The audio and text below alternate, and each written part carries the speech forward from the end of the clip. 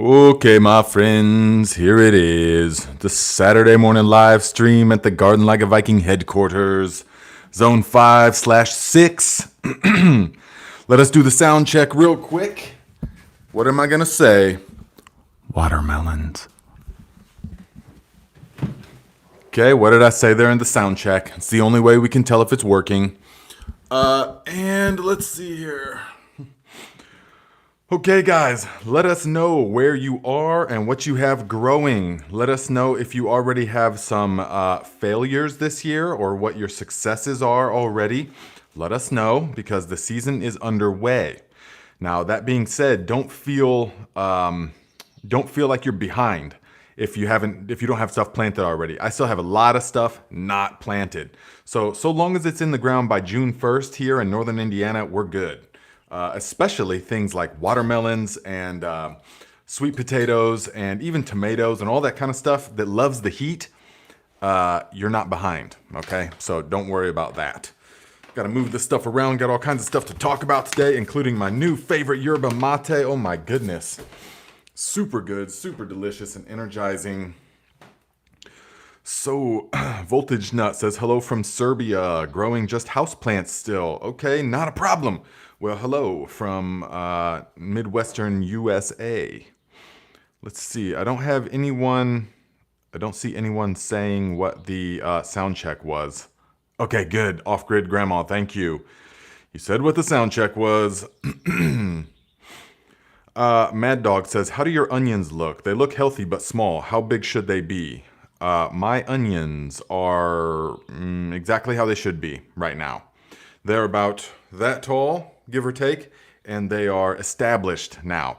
So they take a while to establish. They're almost like sweet potatoes in the sense that they will sit there for a long time after you transplant them. They'll kind of sit there for a long time, and then all of a sudden, boom, explode in growth.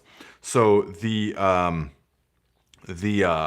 onions are going to continue, the long day onions are going to continue to put out their vegetative growth right now until the summer solstice, which is the middle of June 20th, 22nd, something like that. And then they will begin bulb formation. So about the next month, you're going to see your onions, 5 times in size or 10 times in size. They're going to really grow fast because they should be established by now. So the onions are going to grow nice and fast. And then come the middle of June after the solstice, then it's going to signal to the plant to stop the foliage formation and begin the bulb formation. And at that point, listen guys, at that point that the summer solstice comes, you need to have as much foliage as possible. Do not be cutting those onions. Don't be trimming the onions, okay? At this point, after you transplant them, they don't get trimmed again. And then you want to do things that will encourage leafy growth. So, because every leaf on the onion corresponds to a layer, okay? So you know how there's layers of the onion. So you want the bigger, firmer, better storing the onions, the more leaves. So you want to encourage as much foliar growth as possible. The way that you're going to do that is by foliar feeding the onions. Foliar feeding in general encourages more luscious leafy growth because it signals to the plant, ooh, there's nutrients in the atmosphere. There's like birds and stuff like that. So we need to absorb that. So we need to get as many nutrient capturing devices as possible, which would be leaves. So, D-Odd says, love your channel. Cheers. Thank you, my friend. And so you want to make sure that those onions have as many of their solar panels as possible. And so foliar feed with the Aerated Compost Tea. That video came out yesterday. Hopefully you guys all watched that already and are making the brews. Now, that's applied, that's like a foliar as well. We just rain down on everything and we don't have any concern whatsoever about diseases or pests or anything like that. So it's really magnificent if it's made properly. Yeah. But also if you just want a straight up foliar feed, then you can put it in a backpack sprayer or a pump sprayer and just spray the leaves. You could also, if you just have the fish fertilizer, you could just use the homemade fish fertilizer and apply that. in the evening time to the onions, and that will encourage more of that leafy growth. So yes. Let's see. Irie B says, I have so much lettuce, it's ridiculous, really. Ooh, what kind of lettuce? If it's like butterleaf lettuce, then it's going to be really good for you. High in nitrates. Stimulates the production of nitric oxide synthase in the body, which is very good for the vasodilation, for the brain, for the blood, for the muscles, everything. So very beneficial.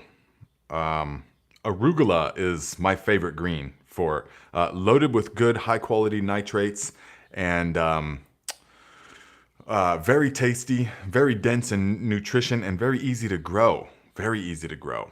If you watch my last video about the aerated compost teas, you can see that the arugula is, my second batch of arugula is started in the rows already. And then I will just cut that stuff and it grows right back. Cut it and grows right back. You have to cut it because you don't want it to go to bolt, go to seed. Let's see here. ES says, question, what was the name of the green bean that pressure cans well? Also, what is the name of the pumpkin that makes great pumpkin seeds to roast? Thank you for sharing your wealth of knowledge. Yes, you are very welcome, my friend. And guess what? I was going to talk about that today anyways, so I will just do it right now. Over the years, I've tried so many different kinds of green beans, pole beans, and bush beans and stuff. And a lot of times they don't can that well as I would like. Not like ones that you want, firm ones. They'll either get mushy or they'll have big strings in them and stuff like that. So the one I've settled on is the Kalima green bean. Look at that. This is the one. It's like a French type. They're very thin. And they can get kind of long, but if you pick them at the right time, I mean, they're pretty forgiving as far as the time frame goes as well. But if you pick them at the right time, then they're going to, they never get fibrous. They never get really fibrous, and they hold up to canning well. So all I do is yes, Look to Nature Homestead, that's right. So all I do is cut these up and then put them into the quarts of water, or put them into the quarts like this, cut them up, put them in the quart, 1 teaspoon of sea salt, and then fill it with the boiling water, screw the lid on, and process it in the pressure canner. And that's all. Yep. Yes. So yeah, that's what it is. And then the other pepitas, it's a hybrid. But this one, I've had this before. It works really well because they don't have the big white, fibrous thing on the outside. Like they're really kind of like naked seeds in a way. So they're very tasty. You can also eat the flesh, of course. So we'll grow probably just 1 plant of that, 1 or 2 plants of that, because I like to roast the pumpkin seeds. I told you last time, remember? You just take them on a cast iron skillet, the pumpkin seeds, guys, on a cast iron skillet, toast them till they just start to pop, and then put in a little bit of butter, maple syrup, cinnamon, and cardamom, and that's it. And go like that, keep moving it, keep flipping it for about a minute until it starts to get a little thick, and then scoop it out of the pot or out of the pan onto a plate and press it down into a single layer, and then let it harden, and it becomes real, like, it'll snap off. It's so good. Oh man. So that's what we like to do with that kind of stuff.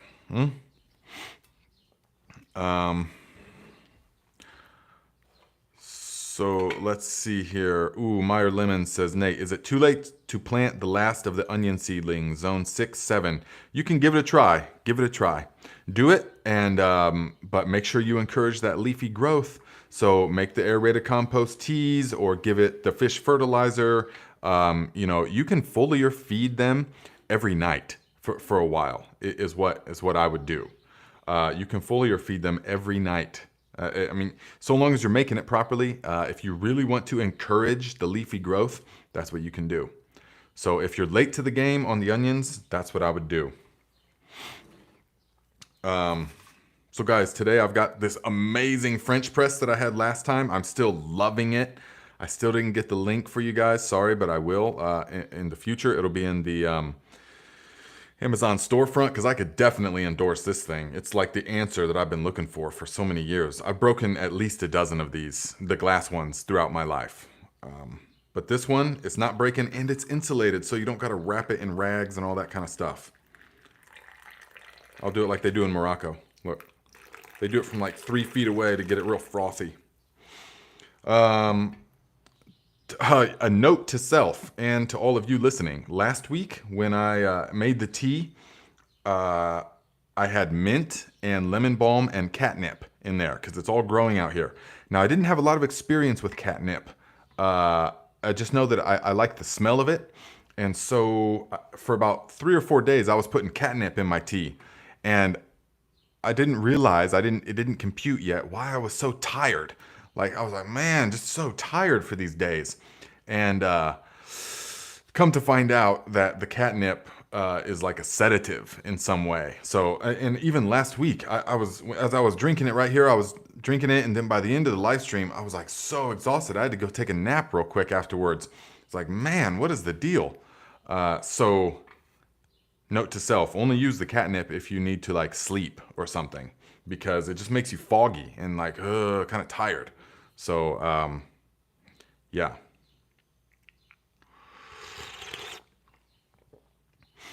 And let's see. So I've been getting the question, Ronald and a couple others have said, how often do you apply the aerated compost teas? Now, that's going to be up to you.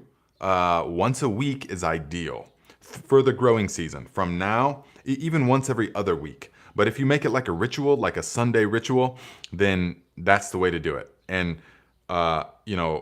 start it at the right time so that it's ready by the evening of the following evening. Now, I didn't get into the video so much because, the video's got to be like brief and right to the point and all that stuff. And that's fine because you just say what needs to be said in those kind of videos without complicating it, because there can be so many words involved and people can get way overcomplicated and stuff. So in the spirit of keeping things simple, I didn't really comment that much about temperature. But with making the aerated teas, guys, from your JDOM microbial solution life experience, how much the temperature makes a difference. You know that if you've done the microbial solution, and this is why I always recommend starting your microbial voyage with the JDOM microbial solution, because it's more difficult, but it teaches you how critical temperature is. And it does that. You have a direct gauge. So watch my video on the JDOM microbial solution, and you can tell the difference between 60 degrees and 65 degrees. You can tell the dramatic difference between 70 and 80 degrees in the JDOM microbial solution. Dramatic difference in terms of the rapidity of the reproduction process, the speed by which the microorganisms reproduce, and the consequence or the byproduct of their activity, the bubbles. So much more vigorous and quick, like twice as fast between 70 degrees and 80 degrees, and twice as or many times as vigorous. So temperature plays a huge factor. And in a lot of aerated compost tea recipes and stuff, they don't comment enough about temperature. But I know this from back in the day when I was in Northern California, as you all know. We used to look at this stuff under a microscope, under 400x. It might have been 800x. I forget exactly. I think it was 400. But we were really into it. And so we were looking at this stuff under the microscope and everything. And it got a bit overwhelming for me, because I'm not that much about the microscope and stuff. And to me, it all just looks like lots of microorganisms. But you could tell the vigorousness of the brew based upon different temperatures. All right.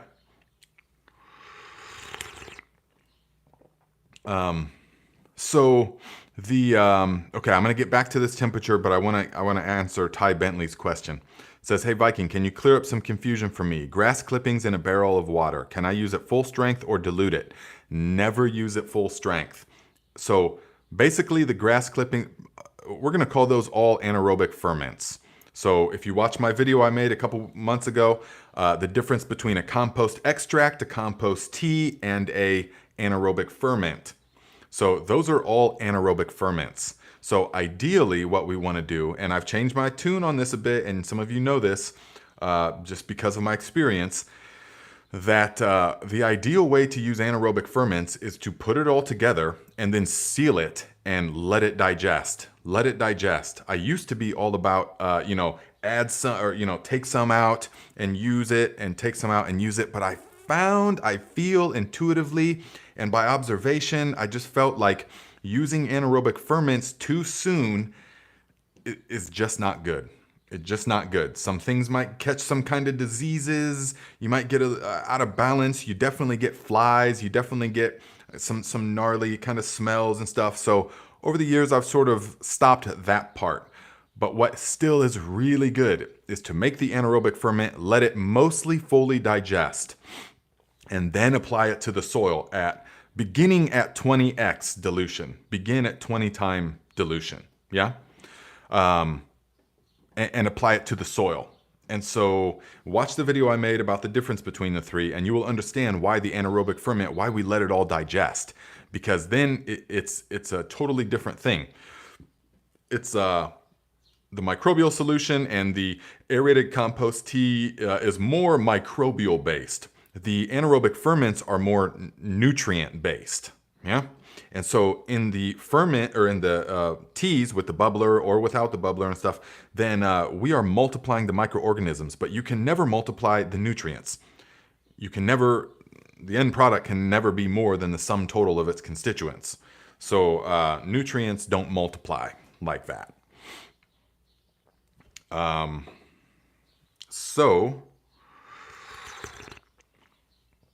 Christina Norad says, hope you will answer my above question later. Have to head out to the water the greenhouses. Over 100 Celsius? How hot is that in Fahrenheit? You should have just asked the question again, because then I would have seen it that time. Instead, now I can't see it. I don't know what the question even was, my friend. Anyways, the... So 20x dilution rate for the anaerobic ferments is as dense as you want to go. You can do 50x. So like if you watch some of my videos in a 55-gallon drum, I'll typically add 2 gallons, of a good strong anaerobic ferment. Yeah, teats treats. Okay, 212. Right. Oh, that's right. Because 100 C is what water boils at. So if your greenhouse is 212, you've got issues. You've got issues. I think you mean 100F. But you've got greater issues than whatever the question was if your greenhouse is 212.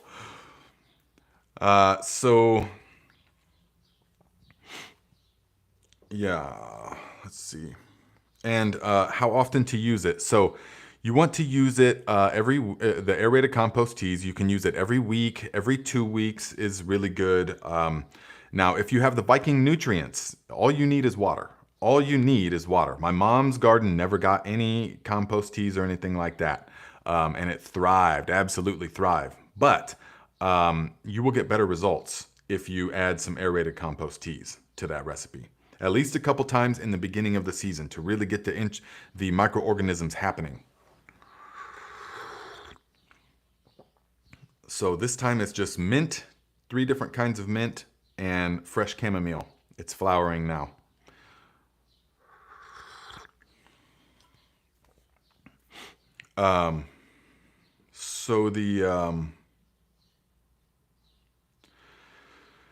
Let's see. Oh, and the temperature, guys. So if you do the JDOM microbial solutions, then you will know how big of a difference temperature makes. So the reason you saw me, so like in my, the reason I had to wait to make the video is because brewing it outside, I'm not going to brew it when it's 48 degrees or when it's 50 degrees because the microorganism activity is not going to work. It's just they don't breed at that level. That's why we have a refrigerator. That's why cooler storage, things last longer. So it's good to get, this is for the 55-gallon drum fertilizer one, which will be my next video. Yes, there was enough engagement to warrant making a video about how I make the larger system. You guys are gonna like it. It's fun. So don't get overwhelmed by it. It's totally easy. Once you just gotta tackle it. Okay, you're gonna like it. But this is the heater that I use. So, and then I just set it at, at least 75, but 80 is a good temperature, and it makes things happen way faster. So that really helps a lot. So in the brew time, if it's 80 or 85 degrees, it only takes like 12 hours. 24 hours is the sweet spot for pretty much all of it. But if it's like 60 degrees, then you can even go 48 hours. Okay, so if it's 60 degrees, you can go 48 hours. But anything below 60, really don't even worry about it. If the water temperature is not consistently at least 60, then I would not make it yet. Yes, Scott Miller, it's a submergible. That's correct.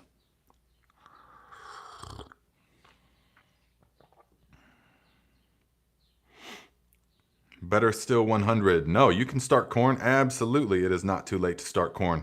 If it's sweet corn especially, the last planting of sweet corn can be the beginning of July. Mom Computer says, okay, Mom Computer is reposting Krista Norad's question. What to do about potato bugs? How to use crimson clover? Can it be used in rows or trimmed? Don't want it to overwinter. Okay. What to do about potato bugs? I don't get them really. I've not had them. So I don't know exactly what I would do yet. And how to use crimson clover? Can it be used in rows or trimmed? It can be used in rows, yes. You can trim it, yes. If you let it go to seed, then you can terminate it right as it starts to go to seed, you can terminate it and it won't grow back. Or you can just keep cutting it and it will grow back to a certain degree. So it depends on what your objective is with using the crimson clover. So the best way to use crimson clover as a green manure crop, I mean, it works really well. But also as a no-till cover crop, it also works really well.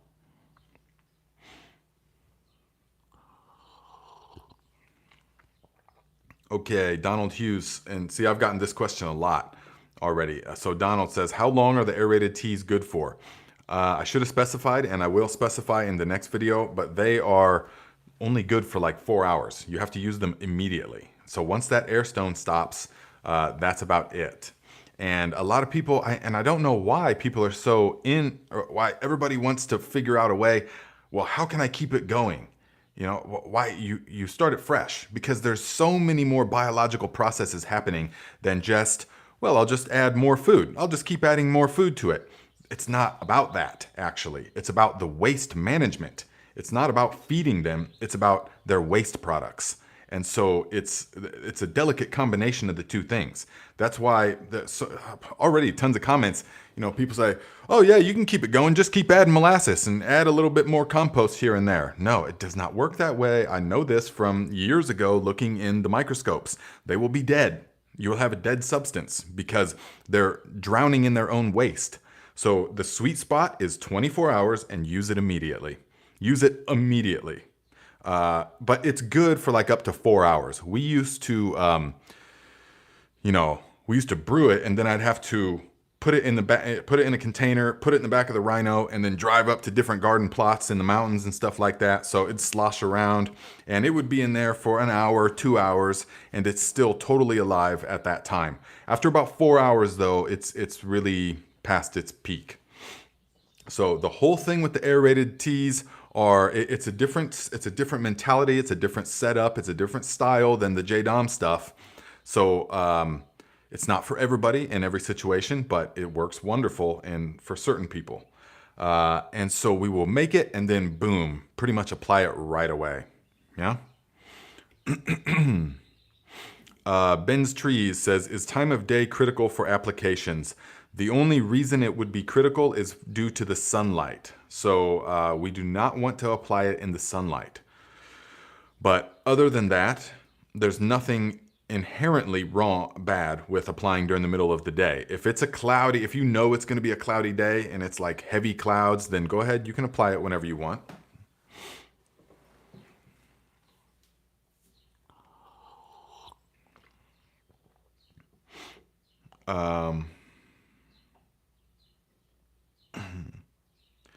Ms. T, good to see you here. My friend says, greetings. Last month I had a problem where purslane had completely taken over my green bed. You suggested I cover with plastic and let the sun smother it out. I did, and it appeared to be gone. Yes, definitely. Good, good, good. So I forget, was it clear plastic or black plastic? Either way, it should work. And you're in like Texas somewhere, so that sun is going to get blazing hot. Yes.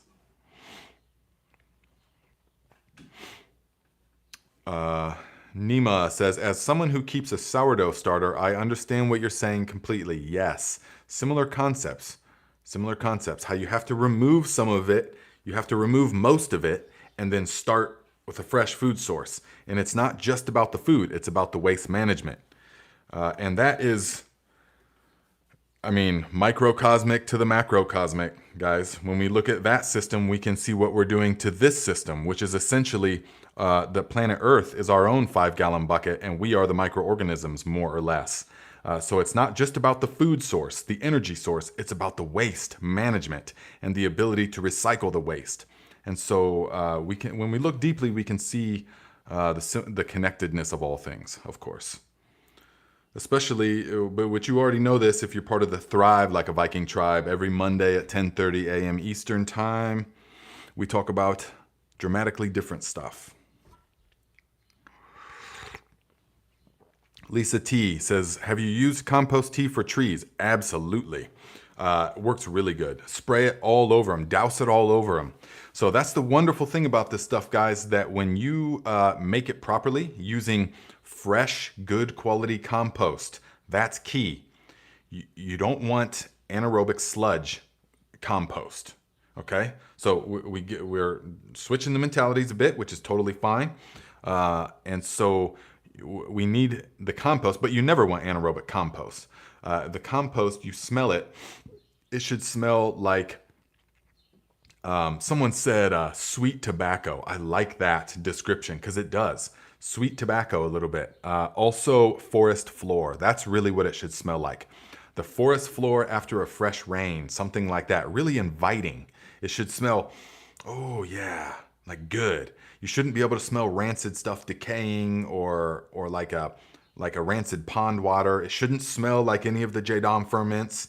Those are a different thing. So you start with that good quality compost, and then you're going to have good results. Yeah. Oh, let me see here. Oh, okay. Paul Kipta. Yes, thank you. $10 via the PayPal. Thank you. I forgot my phone was over there. Thank you, my friend. Says, when is the cutoff for fertilizing garlic? I'm foliar and drenching with fish. 1.5 years old. Some leaf tips in the middle of the plant starting to brown. Where are you located? I forget. But you will essentially, the cutoff for fertilizing garlic is when the scapes start to bend. So the scapes will appear and they'll grow and then they'll start to bend. And right about when they start to bend is when you should have all your fertilizer in. Yeah. And that's for best storage. Now you can keep fertilizing, I've found, but there's no need. Okay, you can keep fertilizing, but the storage is off. The storage ability is not as strong if you keep fertilizing past when. So once you see that scape start to bend, or even once it starts to appear, then cut off the fertilizing. And with garlic, guys, it's pretty much just inevitable that you're gonna get the leaf tips. It's just gonna happen. It's just gonna happen. So You want to mitigate it as much as possible, but it's just going to happen. So it depends where you're at, though, because if you're in the south or further south, it may be coming time to harvest.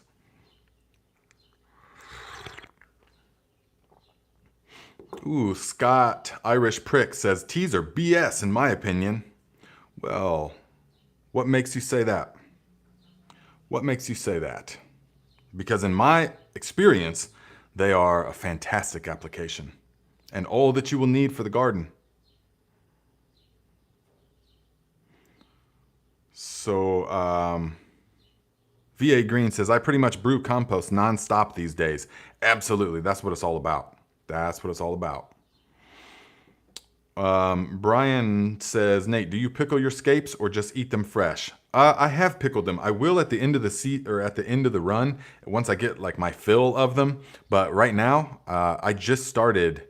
Yesterday was the first day here that we had scapes. So cut them up and made a special thing that I don't ever make here. We made some quesadillas last night, which I never eat stuff like that with tortillas and stuff like that. But it was really good. So we had some garlic scape quesadillas with chicken and with a big old arugula salad, man. I'm eating that arugula every day. It's wonderful.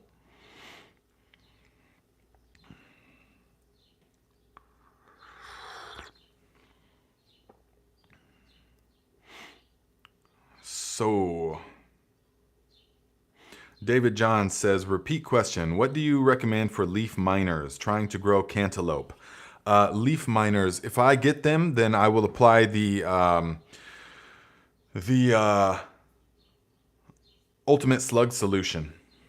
Yeah, the ultimate slug solution. Now, I haven't had leaf miners in many years. Let me see real quick. Are leaf miners soft-bodied? Let us see. Let us ask the oracle. Leaf miner larvae have soft bodies. Blah, blah, blah. So that didn't really answer, but... Oh, okay. Okay. The adult leaf miner is a sawfly, a bee-like insect. Okay. So we would want to try and get them in the larval stage because the ultimate slug solution will desiccate any soft-bodied creature. So guys, that's the go-to. That's my go-to. That's pretty much all that I use. That's all that I use. You really don't have to use between the aerated compost teas and the ultimate slug solution. You've got all your bases covered for the most part.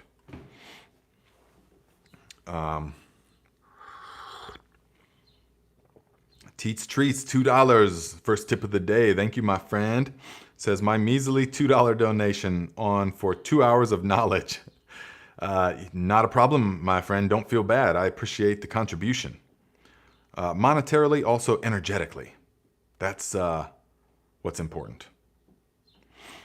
Operation Annihilation says, teas are full of enzymes. Oh man, teas are full of enzymes. They're full of beneficial insects. They've got nematodes in them. They've got all kinds of good stuff. And you put that leaf mold in there, which is my recipe. So you put that leaf mold in there, and we are going to get mycorrhizal fungi spores. We don't grow it in the tea, but you do get the spores. So I get tons of questions about, Nate, how do I grow mycorrhizal fungi, or how do I increase the mycorrhizal fungi? Because you see a lot of products, you know, with clever marketing. Oh, add mycorrhizal fungi. Okay. Well, what they don't tell you is that the only thing that can grow mycorrhizal fungi is a living root. It's a symbiotic relationship. So all you can do is inoculate the soil with mycorrhizal spores, and they will figure out when all the conditions are right, when to sprout and when to grow and all of that. It's very, very complex. So there's nothing you need to do other than inoculate and have a living root in the ground, and then your mycorrhiza will grow. So long as the other factors are correct for thriving soil, aeration, you know, no stagnation, stuff like that.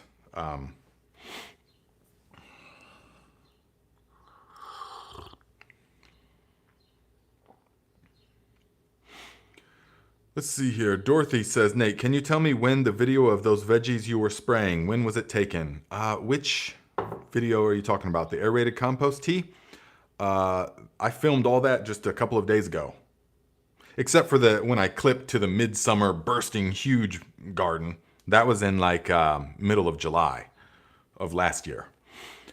Or maybe the year before. But no, those leafy greens and all that stuff, that's right now. I mean, they are thriving right now. You'll be amazed, guys. Start adding the aerated teas, and you'll just be amazed at what it does.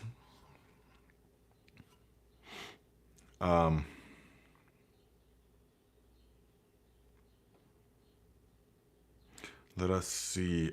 Yes, Mom Computer says, 1 year I planted Hopi Blue, which is dent corn, and a sweet corn 200 feet away from each other. They both turned into dent corn. Yes, and that's a very good point. If you guys are planting corn, remember, corn is air pollinated by the air. And corn is one of the very few plants that will cross-pollinate in the same season.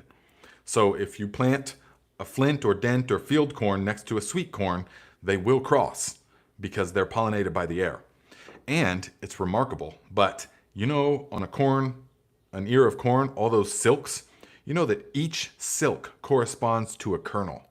And so if you open up your corn cob or the ear of corn and you see a bunch of empty rows, it's because there is insufficient pollination. So you didn't plant them in a big enough block. So they were insufficiently pollinated. That's why you have all those empty rows in your corn. So each one of those silks has to receive a grain of pollen in order for it to work. So if you plant them close enough and boo, and it all happens, you know, then you'll get nice, thick, plenty of good stuff.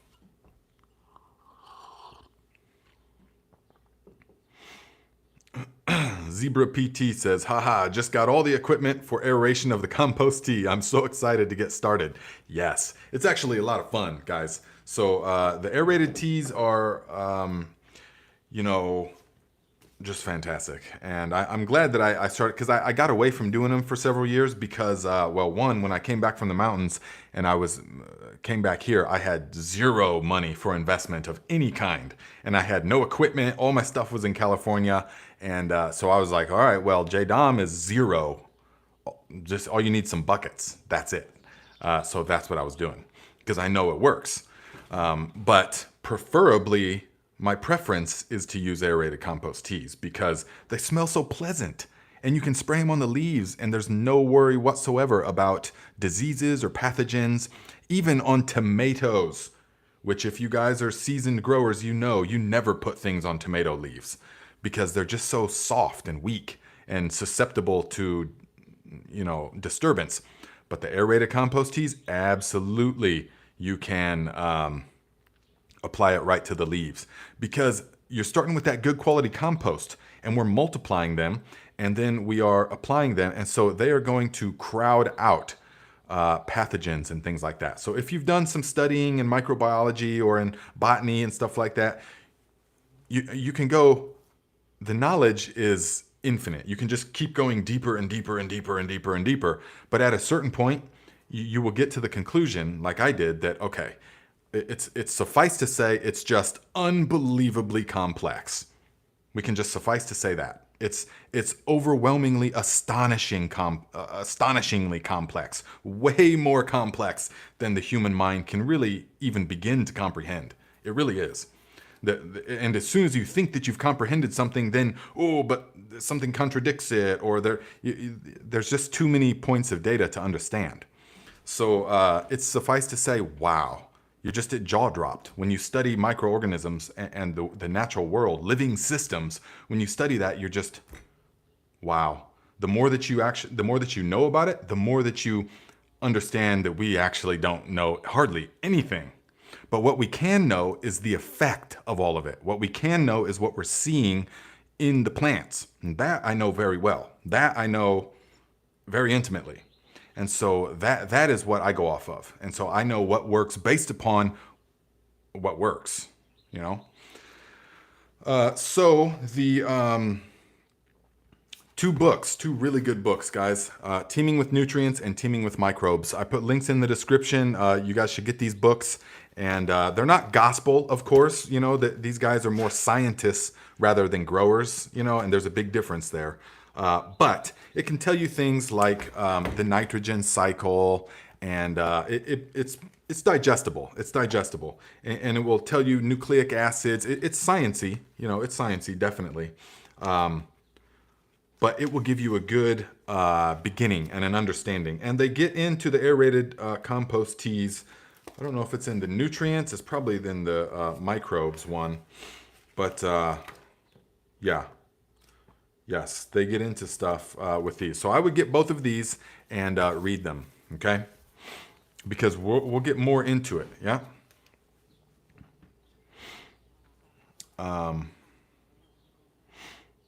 Julianne says, Nate, please read my comment above.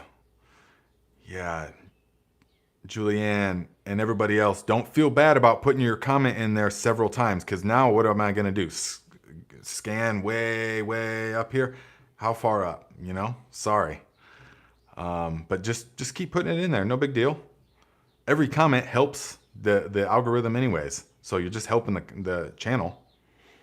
So sorry, I can't find it, Julianne. Answer it again, or ask it again.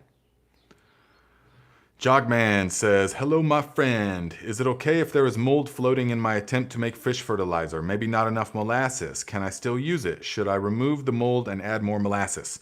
No need to do anything. If you made the recipe exactly as the video described, and I assume that you are talking about the fish hydrolysate, because that's the only one that we add molasses to, then it will be fine. Now, you want to make sure that you use fresh labs, though. You want to make sure those labs are not dead. So you want to make sure of that. Make a fresh, maybe add if you're in fear, but yeah, there will be some mold in there. No problem. There will be some mold in there. It's all part of the process. But if you're in fear that your labs was sort of not thriving, then make a fresh batch and add some more into there. That's what I would do. Because the hydrolysate, we are enzymatically digesting the fish much faster than it would digest normally.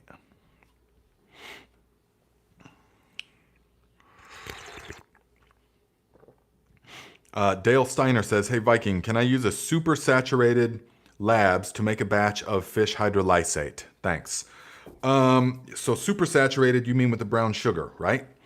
Of course, that's the only way to super saturate it. Yes, you can. Yeah. You know, over the years, I've super saturated it back in the day, and I just feel like it's not as vigorous. It's not nearly as vigorous as a fresh batch of labs. I highly recommend all these things, like labs, the aerated teas, the JMS. You want them to be fresh, because there's so many more factors involved than we understand. And so even with the labs, that's why I haven't made a super saturate labs video. Maybe I will in the future just for content, because a lot of people like to do it. I just don't feel like it's as strong though. So it doesn't, so instead of super saturating it, I would just make it fresh.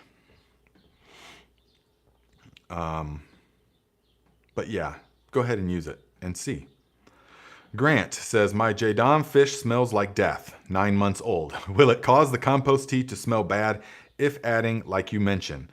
It will not. It will not, especially if you add it in the beginning. So go ahead and add it in the beginning. And it is actually the fish, if you study these books and many other books and stuff, the proteins in the fish are very encouraging for fungi. So it's a good food source for the fungi. And so, which are kind of hard to feed, especially in a aerated, in like a compost tea, because they take time and other things. But add it in the beginning, okay? And the microorganisms will digest it. It will not smell bad, because we're not adding much. Like in the 55-gallon drum, you know, I'm only adding like a cup. I mean, you'll see the recipe. But we don't need it. We don't need full strength stuff. You know, it's almost homeopathically with some of these things.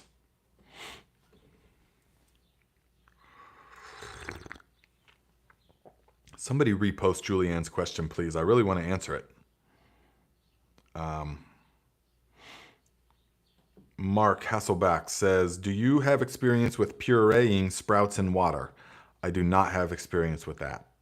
But I think Scott Miller says SST. I think that's what it's called.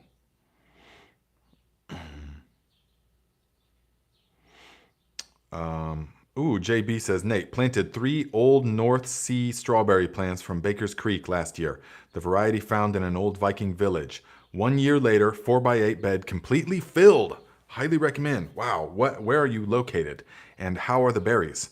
Are they ever bearing? Are they June bearing or what?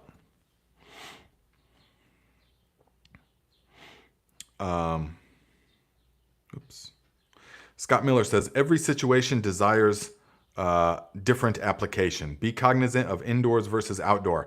Yes, this is exactly right. Every situation requires different application. This is why we are learning, or this is why on this channel, I'm showing you guys so many different things.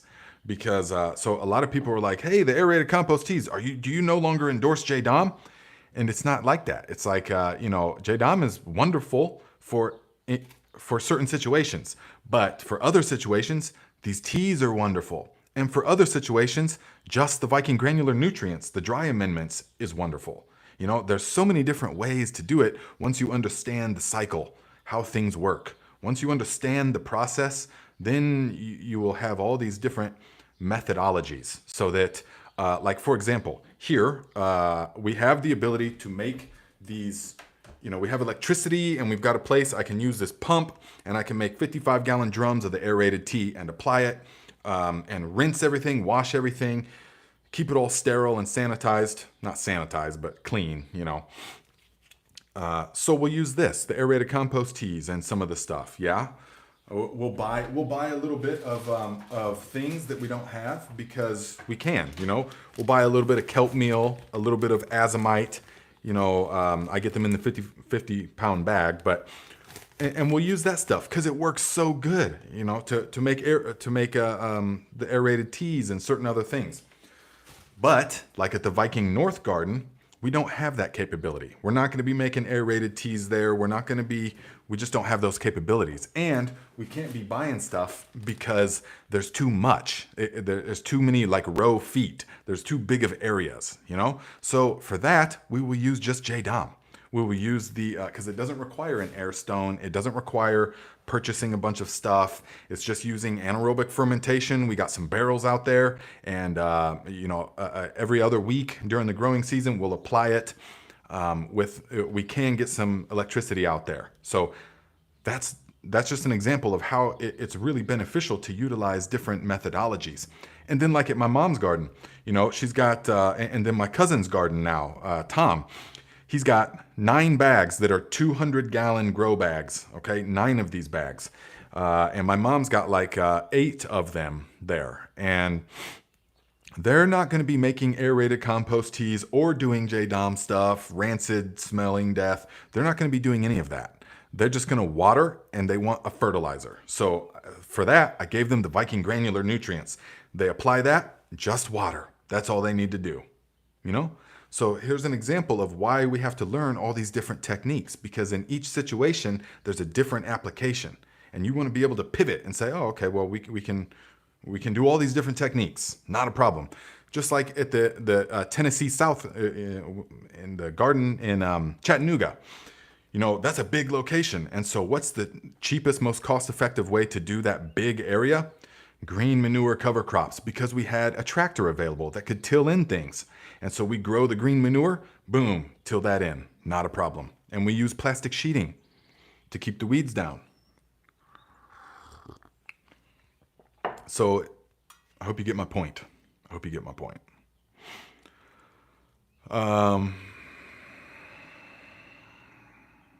Let's see here. The Lisa T says, what about using aerated compost tea with a sprayer attached to a garden hose? I've never done that, but I assume that it will work. You'll just have to refill it often. Set it to its maximum capacity, because the wonderful thing about the aerated compost teas is that you can apply it straight if you want. It's kind of a waste though. It won't burn the plants, so you can apply it straight, but I like a 5 times dilution. 3, 4, 5 times dilution. You can go technically up to 20, but that's too dilute for me. That's just too dilute.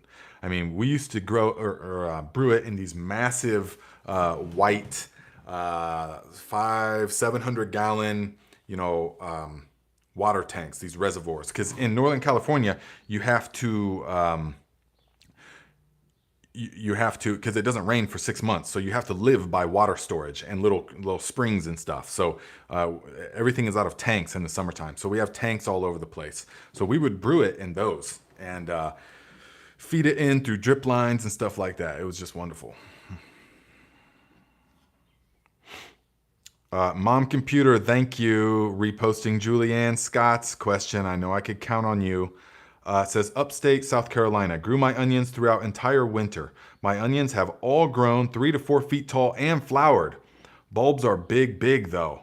I have harvested 2 beds. What to do now?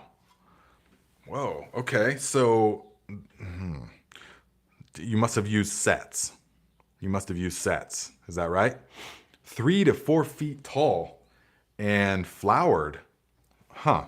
Okay, so then you should just harvest them and turn them upside down and let them dry for the next 2 weeks. Let them dry, and they are going. It really helps. Some people will say to cut them off. I never do that though. Harvest the onion, you pull it out, roots and everything, shake it off, hang it upside down so that it can dry, and that is going to essentially. It's more complex than this, but essentially the bulb, because the plant wants the bulb to survive because that's where the energy is. So the plants want the bulb to survive. So it's going to,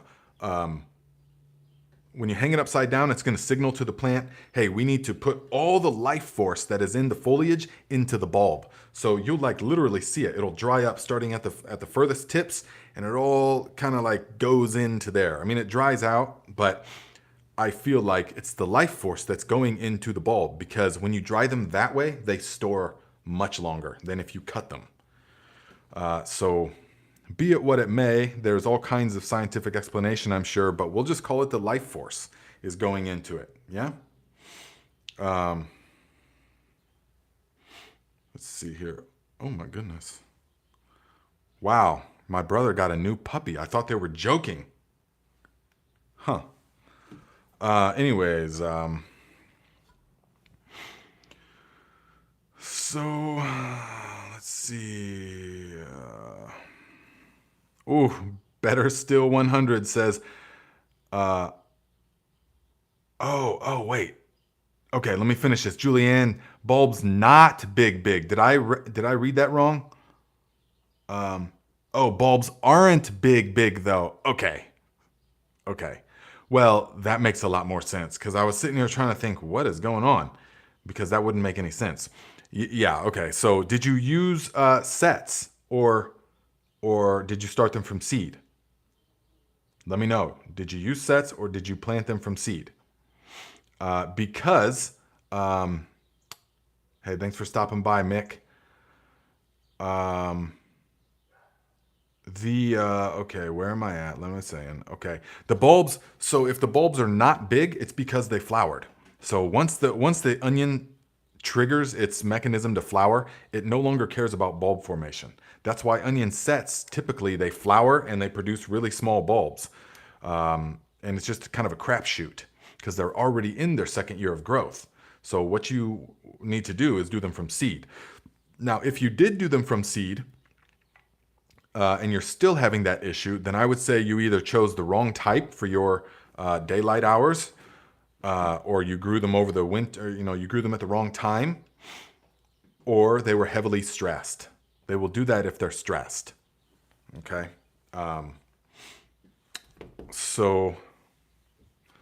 Julianne, okay, so now it's all coming out. Julianne Scott says she planted sets. So here we go, guys. This is a perfect example of why we don't plant sets, because she got my onions have all grown 3 to 4 feet tall and flowered. Bulbs are not big though. Okay, so that's why, because the onion is a biennial. In its first year, focuses on vegetative growth, and the bulb is actually, we consider it part of the vegetative growth.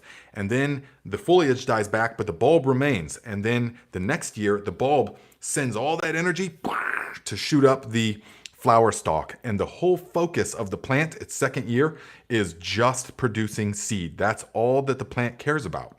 Ultimately, that's all the plant cares about. It doesn't care about giving you nice, pungent, tasty, delicious onions. It only cares about reproducing. And so once that switch flips, there's no stopping it. And that's why we don't plant sets, because they're already in their second year of growth. And so sometimes some people will have success, yes, but not often.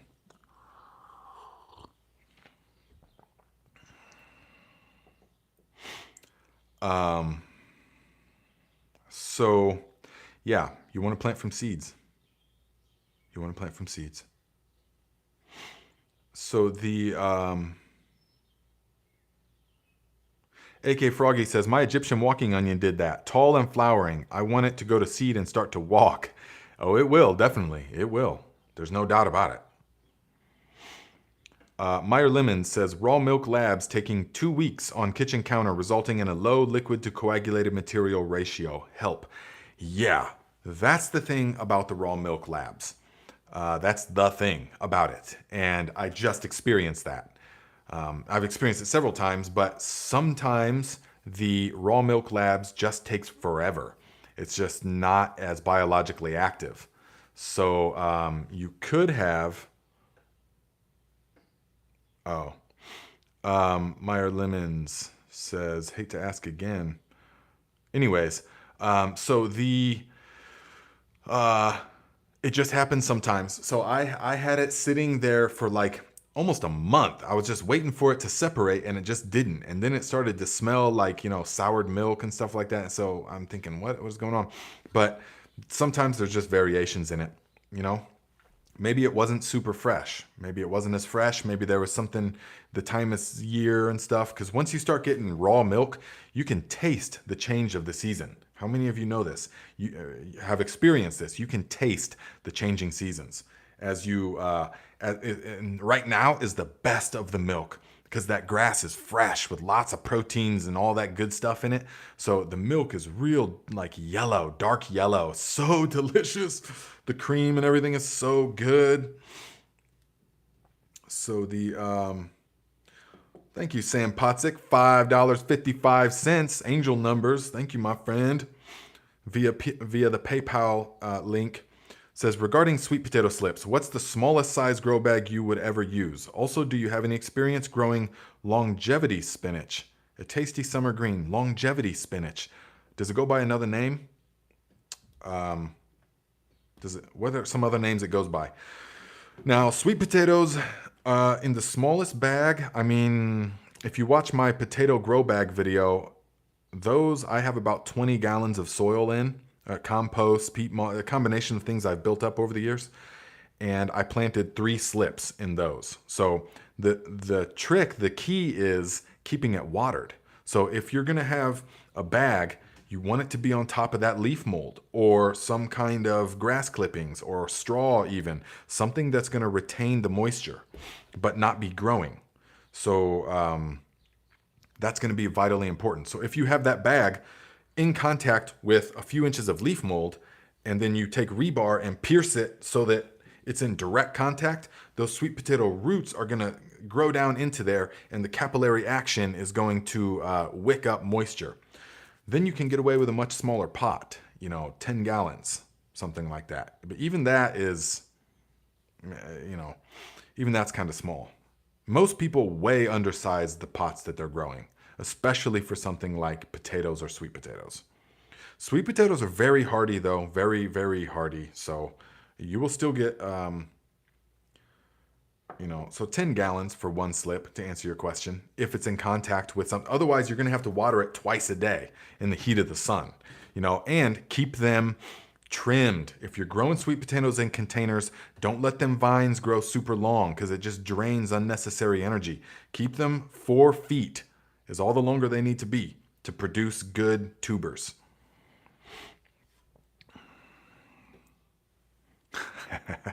Look to Nature says, I bought onion sets even though Nate told me not to. I am using them like pesticide garlic along with my excess Walla Walla onion starts. Yes, that's a good way. Yeah, sets are good for that. They are good for that. Just taking and plopping around. If you watch my pest deterrent plant video, just plopping those around the garden really helps. So yes, absolutely.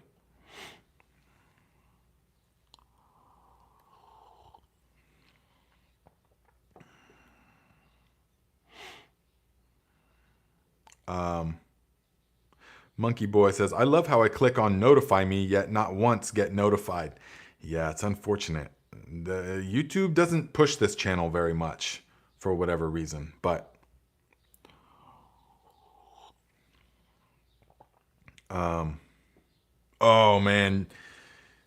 Do I say that Geoff or is it Jeff Sadler? Is it Geoff or Jeff? Because we don't spell Jeff that way here, but I've heard it pronounced that way in other parts of the world. But anyways, says,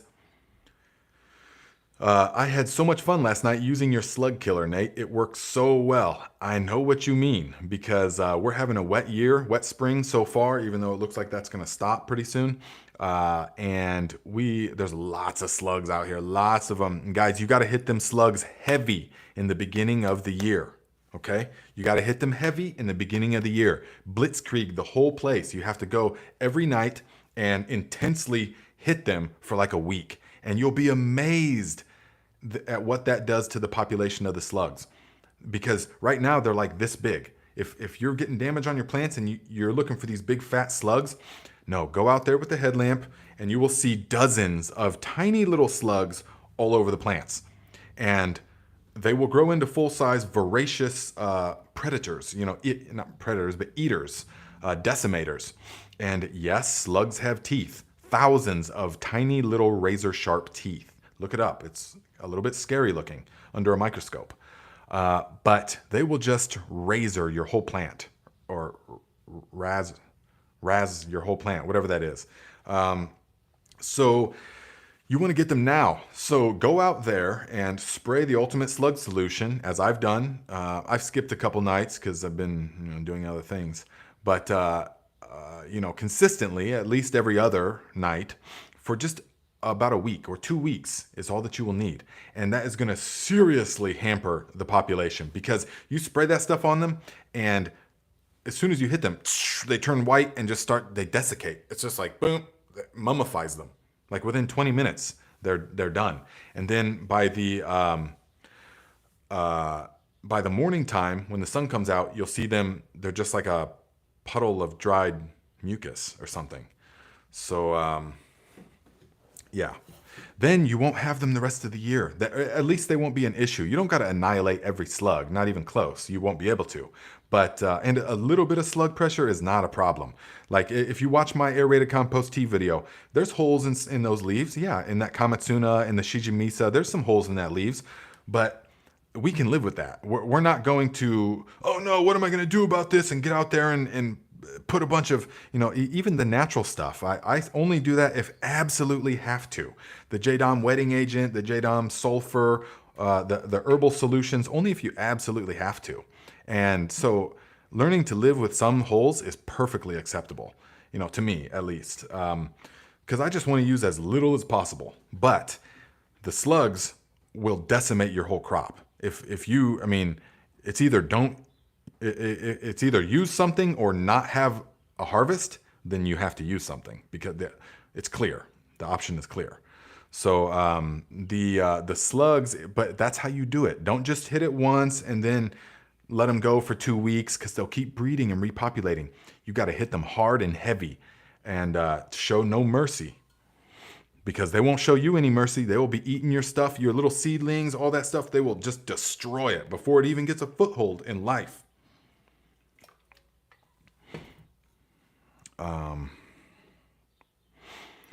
Joseph Fisher says, I've been watching all your videos since I found them. We kind of have done the same stuff. Nice. I live in Beaverton, Michigan, Zone 5. People thought I was crazy planting in March. I have a bountiful harvest. Yes, definitely.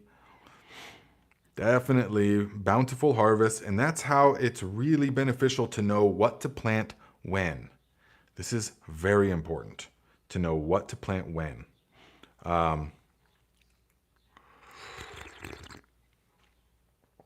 Okay, pronounced Jeff Sadler. Thank you. Tipsy Tarot by Jasmine says, I got started on my seeds pretty late, literally last week. Using the grow tent and heat mats, I got sprouting so fast. This is my first year gardening and you've really helped me. Nice. Okay, so yeah, don't worry. Take the stress off yourself. It's not, I mean, especially if you're in zone 5, 6, 7, 8, those are really easy growing zones with a long growing time. So it's okay. If you're, so long as you get everything in the ground by like July 1st, as far as, tomatoes and stuff like that, you will still get a harvest. So June 1st for tomatoes is not a problem. It's not. It'll just be a delayed harvest. The reason people like want to chomp at the bit so early, one, because they're going stir crazy over the winter, but two is because they want the produce earlier. That's the advantage. You get it earlier in the summer. Because here we can plant tomato seeds directly in the ground, and they will sprout, and they will grow, and you will get fruit. You will get tomatoes, but in like September, late September, So just before the frost comes. So that's why we start them indoors.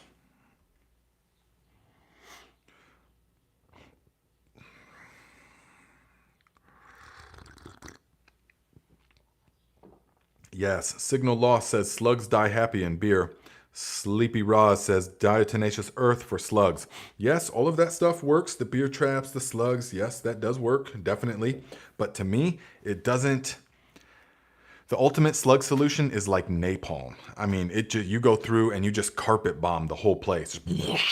And it does not harm the plants whatsoever.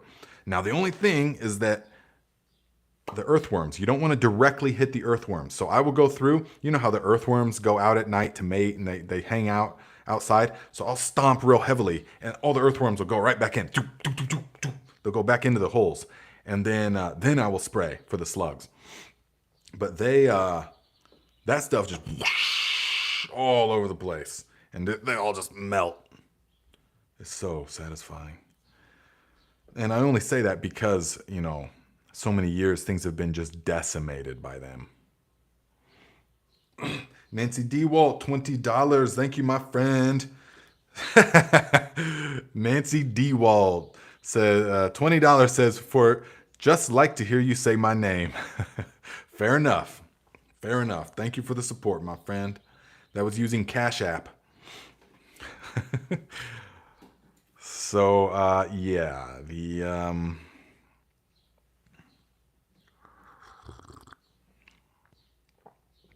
Linda Milliff says, is leaf mold the same as what's on the bottom of my compost? Thanks, Nate. Love you. Thank you for the love, Linda.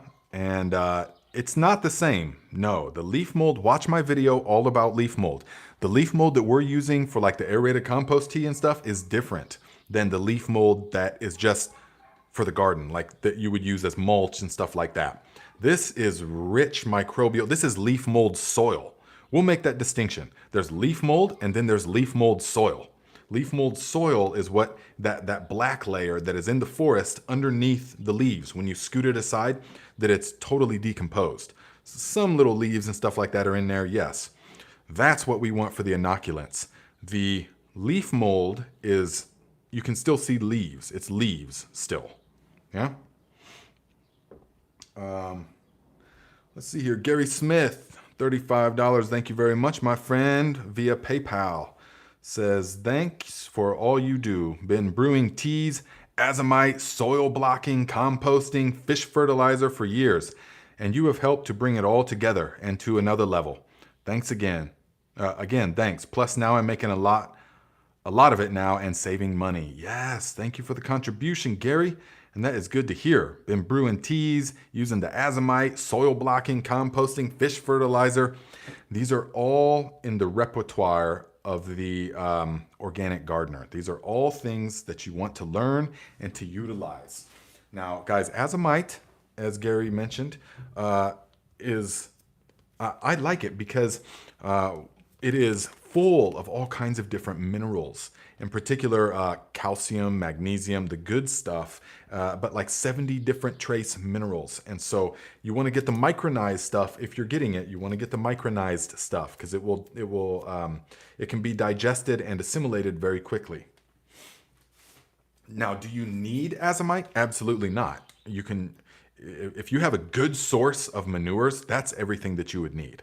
You know, this is just doing it differently. And in my opinion and experience, this kind of stuff, working with dry nutrients, aerated compost teas, and the fish fertilizers and stuff, produces more vigorous, more nutrient, more flavorful stuff than just manure alone can do. But all that being said, manure and compost is all you need, really.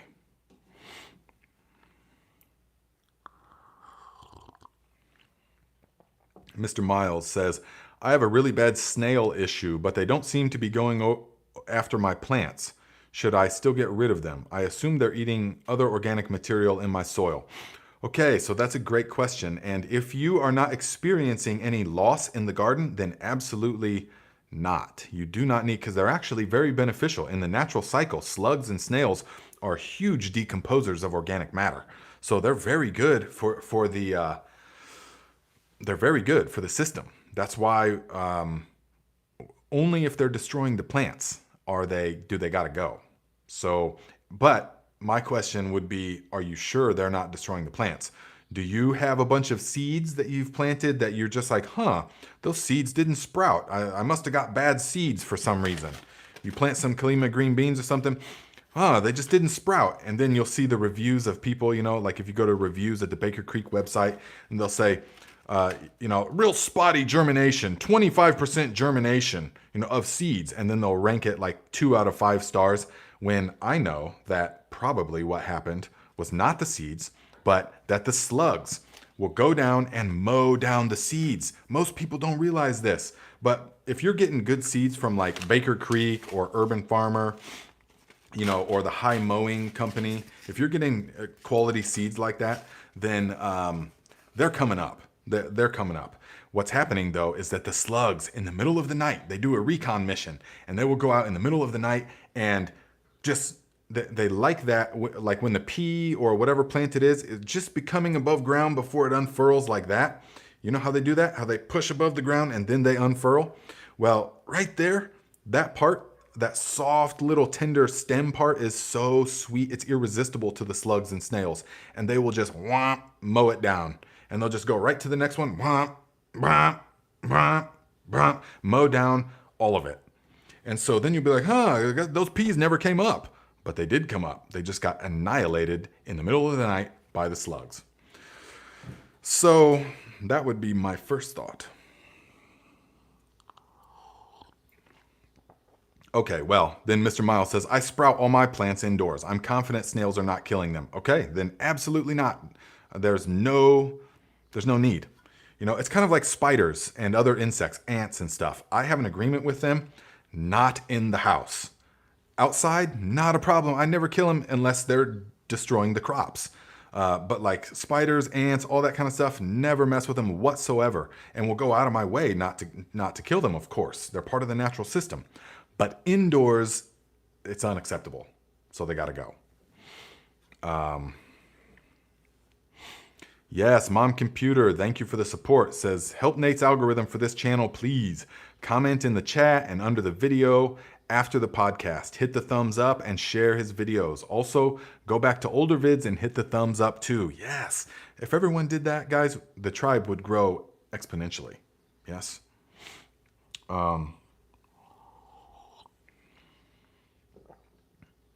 LP said, with an emoji, like a shocked emoji, says, I can't tell you how many seeds don't come up. Thank you.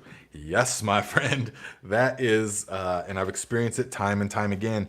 They're getting annihilated. They did come up. It's just, you have to go with the headlamp though, and you got to look in there. And you want to get that magnifying glass. Remember that brand name from last year? You want to get that magnifying glass.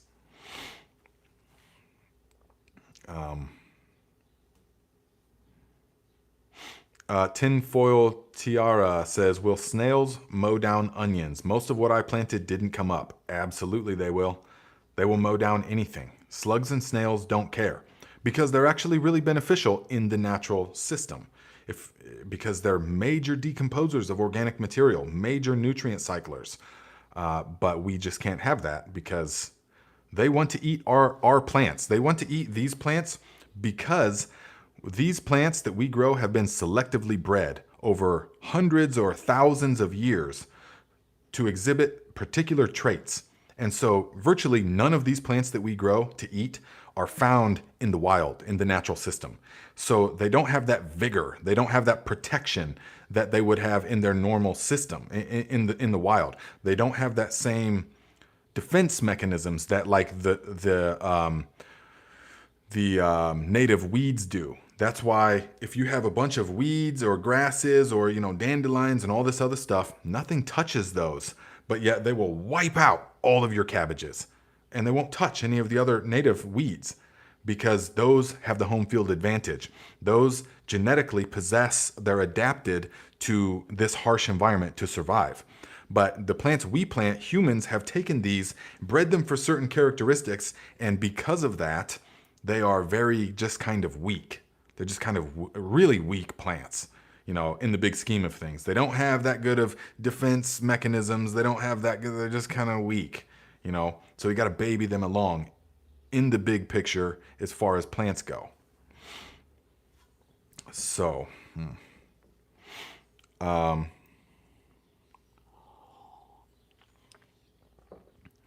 Zebra PT says, I rewatch your videos over and over so I can make a notebook of the key points and especially the measurements. Yes, good idea. Genia McDonald, $20. Thank you very much, my friend. Appreciate the contribution. Let me thumbs up that. IF, $5. Thank you for the contribution, my friend. Says, if we remove the garlic from the slug solution, will it still be effective and store for a long time? Now, it does. It is still effective, yes. It is still absolutely effective. It doesn't deter them, though. The reason that the garlic is beneficial is because it will deter other creatures. But as far as instant annihilation for slugs, no, it's not necessary. But I wouldn't store it. Because it will... it's best to store that in its dried state. So have the JWA, the wetting agent, or the Dr. Bronner's. Keep that and keep the sodium hydroxide, the lye, keep that separate and mix it at point of use. We want to mix it at point of use. Because it will, if you keep it in a spray bottle, it will deteriorate the plastic mechanisms. It will eat away, eventually it will ruin the spray mechanism.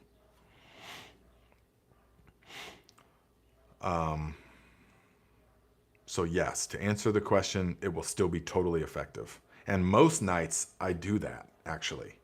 Only once the cabbage worms start to come out will I really focus on putting the garlic in there. Taylor Reindl says, is leaf mold a must for the tea?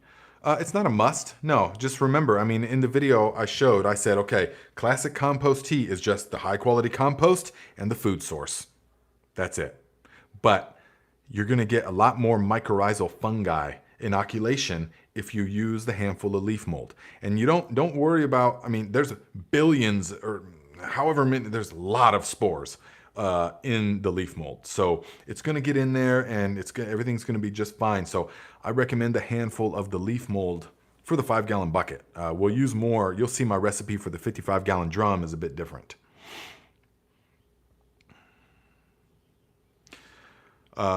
So that leads right into Jaden Darrell's question. Says, Nate, do you use mycorrhizal or just teas, leaf mold, natural fertilizers, etc.? So you're talking about like mycos, like a bag of mycos, Well, we used to use that stuff in Northern California because we were planting into sterile soils at that time, into soilless growing mediums, ProMix, that kind of stuff, Black Gold, that kind of brand and stuff. So, it was sterile, and then we were using other things that were not full of mycorrhizal. But if you use the tea, the leaf mold, then you're going to have all the mycorrhizal that you possibly need. You really will. Yeah. And it will just stay dormant anyway. So a lot of people think that they are, and this is pushed by the fertilizer companies, that they are saturating their soil with mycorrhizal fungi because they use like those great white, those really expensive microorganisms, mycorrhizal.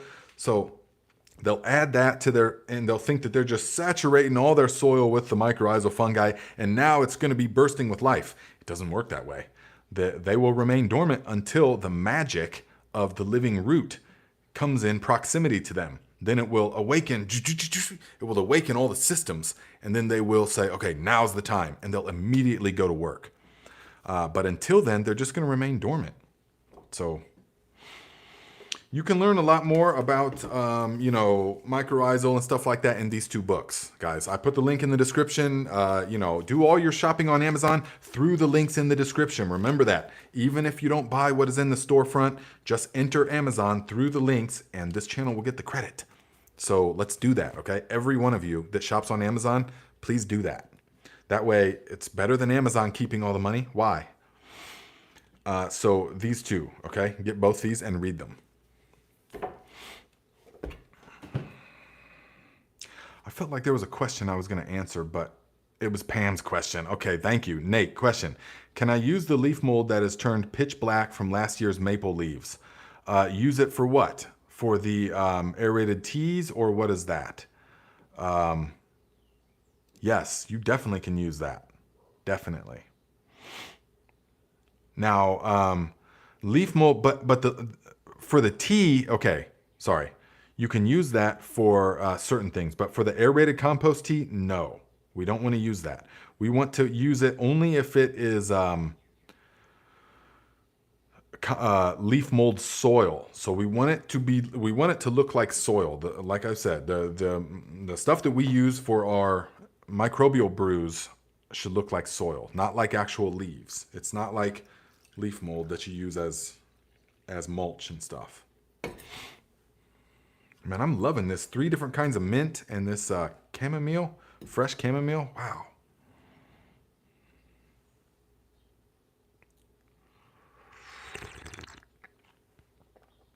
Melanie Dennis says, also, I feel that shading, netting, and above ground gardens are going to become more necessary because of human-induced climate change and all the damage that has been done. Guys, there's no doubt we are poisoning the system that sustains us. We are poisoning the system that sustains us. And if you drive through, one drive through the Midwest will show you that the systems we're using to grow food are absolutely unsustainable and not possible without immense use of chemicals. Just not possible. And so that's all, that system is going to break down. It is breaking down. It's going to break down. And so there's so many things involved with that. And that's just the system of growing. But then the system, what it produces in the people, all these diseases that you don't, all these modern diseases are things you don't catch. Heart disease, cancer, cardiovascular disease, all these kind of things, neurological disorders. You don't catch these things. You develop all of them. And it's through the foods. It is through the foods and the lifestyle. And so, yes, I agree. That is going to become a major thing. Growing your own food is going to become a major thing. Just like it has been for thousands of years, until we've what do you call it? I forget.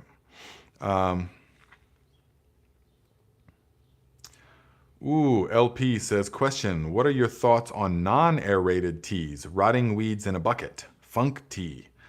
Well, we have a lot of videos on this channel about that, and they have their time and place.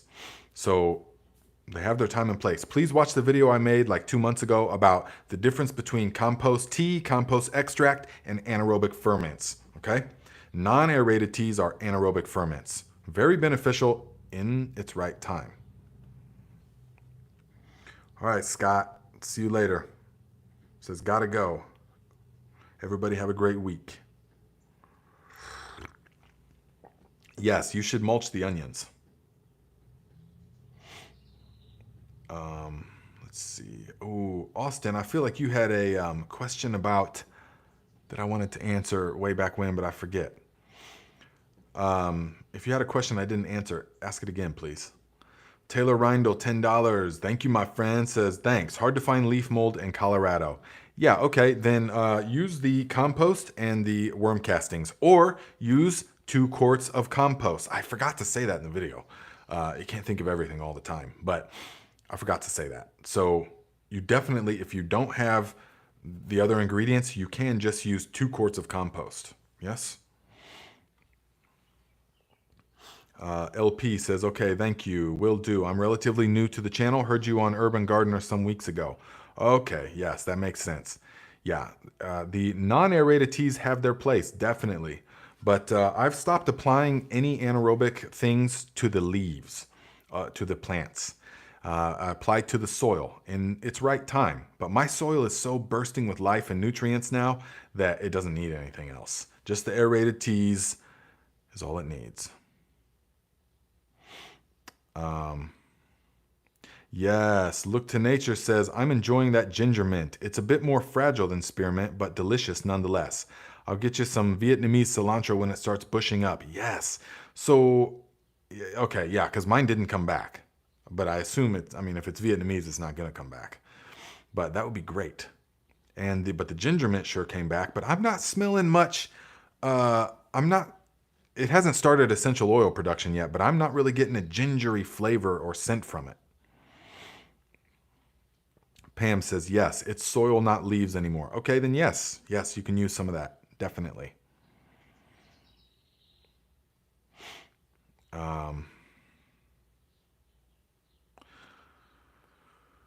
Okay. Robert says, would you say the tea, or what would you say is the best thing for me because I grow giant pumpkins? Ooh, giant pumpkins is a whole different ball game. If you're talking about like competition where they inject the milk into it and all that kind of stuff and put it on a little net and everything, then I don't have any experience with that. Sorry.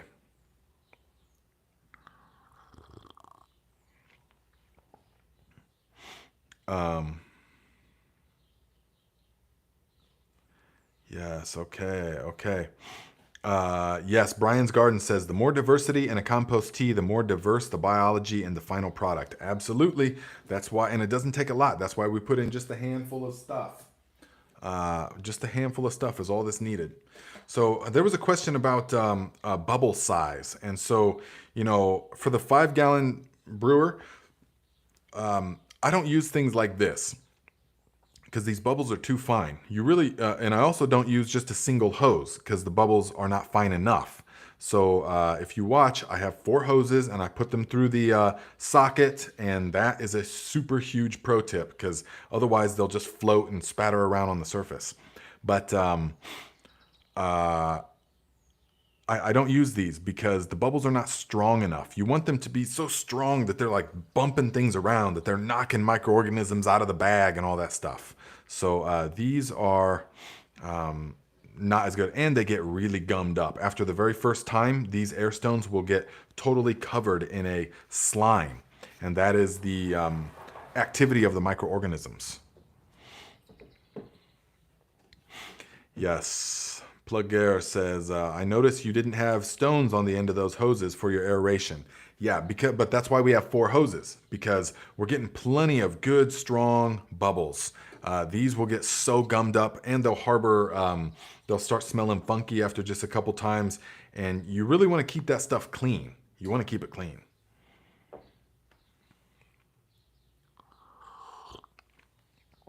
Cookie Monkey says, how long will a 5-gallon bucket of leaf mold keep with the lid on it? Pretty much indefinitely, so long as you're keeping it moist. It will keep a long time, a year, 2 years if necessary, but yeah, it will keep.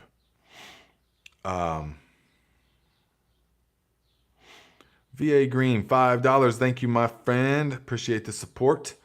Says Nate, how do you feel about products like Pure Protein? I see growers calling them as a real game changer. Products like a Pure Protein, I'm not familiar. I'm not exactly sure what you're talking about. I'm sure it goes, what's the composition of it? What is it? I would have to look at the product, So Pure Protein, I'm not entirely sure. Let me just ask the oracle. Pure protein for plants. And, okay. You're probably talking organic ag. You're probably talking about something like that. Pure protein. Dry. A 1511. Primo. Oh, primo hydrolysate. Is that what you're talking about? Let's see here. Organic fish fertilizer made from cod fish hydrolysate.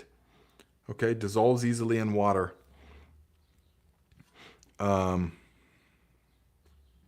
So, yeah, I'm not entirely sure. This picture is not showing me exactly. It's not giving me a clear description of the ingredients. I can't see the ingredients. It's kind of blurry. But sure, I mean, if you can make it yourself, though, I just, when it's processed and stuff like that, I just feel like it's been my experience, nothing can compare to the stuff that we make ourselves. It's just not going to be as good because still they're doing it for a profit. And it's $51 for that bag, by the way. And that bag, and you probably got to use a bunch of it. So 1 pound will replace 5 to 7 gallons of liquid fish. 40 pound, yeah, I don't know about that. Those are bold claims right there. Perfect pH. Yeah, don't even worry about the pH of anything, guys. Of anything. I know that's crazy to say that. And a lot of science guys are going to be like, no, the pH is so super important. Over the years, I found it's a waste of time. It's totally unnecessary. You don't have to worry about pH on anything. I never test the pH anymore. But I've got tons of pH meters, soil pH meters and water pH meters and all this stuff because I used to be all about it. But over the years, that's how I found out it doesn't matter. All that matters is the pH around the rhizosphere of the plant. And the plant can regulate that itself so long as there's enough microorganisms present. So, so many people, well, the first thing you got to do is get a soil test. You got to contact your local extension office. And yeah, guys. And look, I just got a question. I had got a question from, well, I guess I didn't upload it. But someone said a question about, oh man, I'll have to read it next week. I'll have to put it on my phone. But the county extension office, they will tell you to get a soil test and then pH your soil and do all these kind of things. Absolutely no need for any of that. They are trained, the county extension office is trained in the philosophy of industrial ag. And that is exactly all that they know is industrial ag techniques. And those do not apply to us anymore. Agata Flora says, hi, I have a problem with poison ivy in my garden. Any tips on how to get rid of it in a natural way? And can I put it in my compost? Guys, is there any tips? Because I would love to know. Poison ivy is a nemesis around here. So let me know.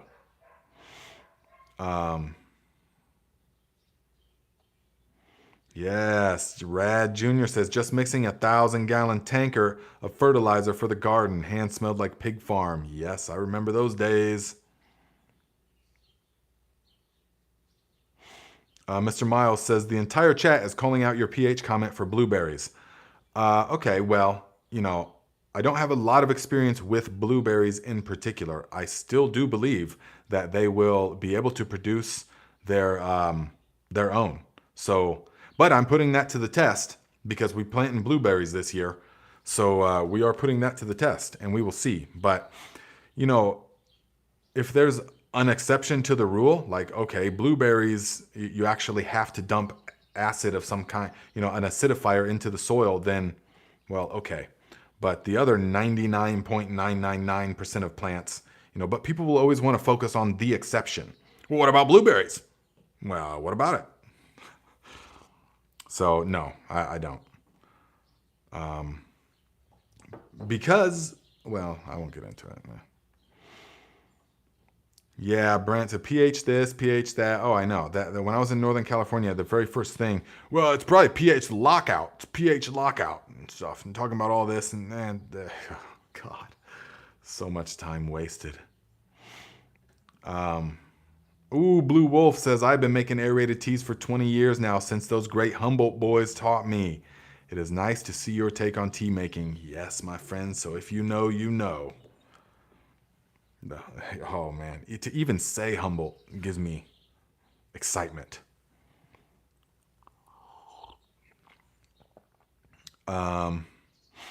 Okay, guys. Oh, yeah, we are pretty much there. So, Mom Computer says strong vinegar will kill poison ivy, but only kills the upper growth unless the ground is saturated.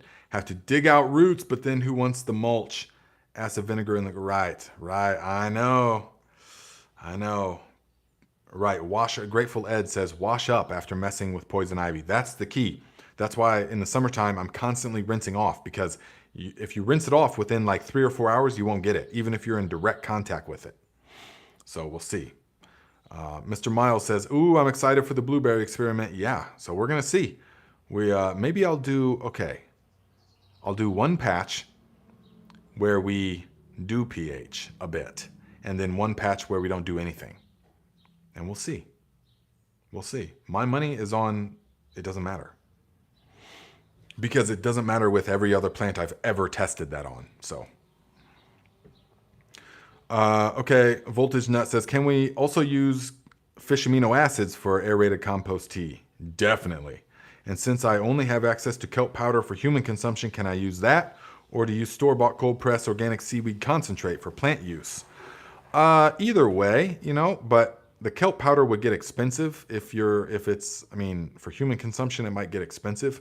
But if you're just making it in the 5-gallon bucket, for sure, yeah. Yeah, you could use the cold pressed organic seaweed concentrate as well. Yeah, it should still have the enzymes in it. Definitely the FAA works well. And that's my favorite of all the fish fertilizers, is the fish amino acids. It just takes so long. You basically have to make it for the season, next season.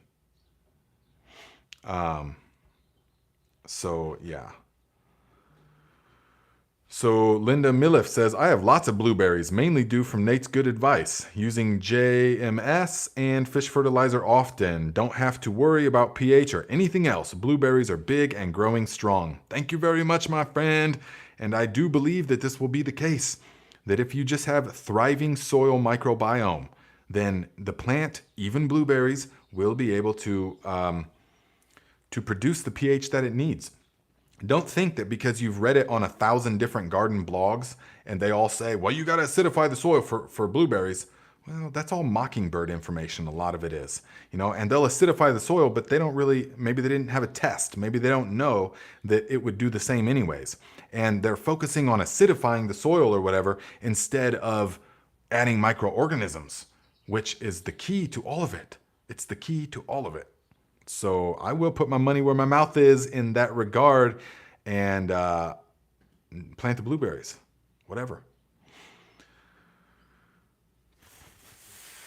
Let's see. Cabe says, Nate, the fish amino acids have been cooking for like 4 months and the fish don't seem to be decomposing. I may have not added enough leaf mold, but the leaf mold, yeah, you don't want to add much leaf mold though. That's just a tiny, tiny little dusting over the top. I should have, you don't want to add much leaf mold at all. That's only if you got that good quality stuff. But don't worry, it just takes a while. I know, it just takes a while. But you can, that's why I say it's best to let it go a year. It really is, I know. It's best to make it for the season before. So yeah, if you need to make it fast, make the fish hydrolysate. Okay? Cabe says, should I add more leaf mold or labs or brown sugar perhaps? Any suggestions? No, that's pretty much it's probably cool. I don't know what the temperature is, but you can warm it up a little bit and that will help. But so long as you followed that video and you used equal parts brown sugar to the fish, it will work. You just got to let it go. Keith Hahn says, I'm 53 and my mom told me to step on onion stalks for bigger onions. Is this true? She was probably talking about green onions, in which case that could be true. Yes. But if she's talking about bulb onions, that is contrary to all of my experience. I'm not saying she's wrong, but that doesn't make any sense to me, and it doesn't seem like it would work to me. In fact, personally, I know that doesn't work. So, but green onions, yes.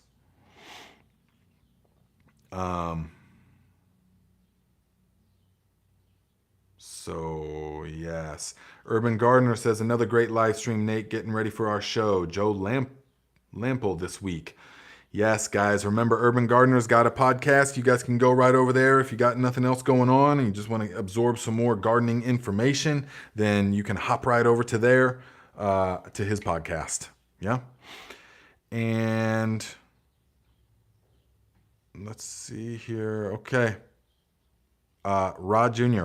Question, equal fish brown sugar, is that per weight or volume? Well, please watch the video. It is per weight. It is per weight. Yes. Donald Hughes, how long can you keep seedling fertilizer with rooting hormone in it? A couple of months. In the refrigerator, a couple of months, no problem. So, okay, guys, I got a bunch of stuff to do today, so we got to get moving on. So look out for the video coming next week on how to make, see, we're going to get the bigger, this is how I actually do it in my garden. As far as I made that video for the 5-gallon bucket for people with small gardens, but how I do it, I brew it in a 55-gallon drum using this much bigger air pump. And then I apply it with a submersible pump, and you'll see the whole process. And we will use PVC to make our own wand. Only costs about $10. So very cheap and very effective. And look out for that video. It will be like Tuesday coming out. So, okay, my friends, we will see you next time.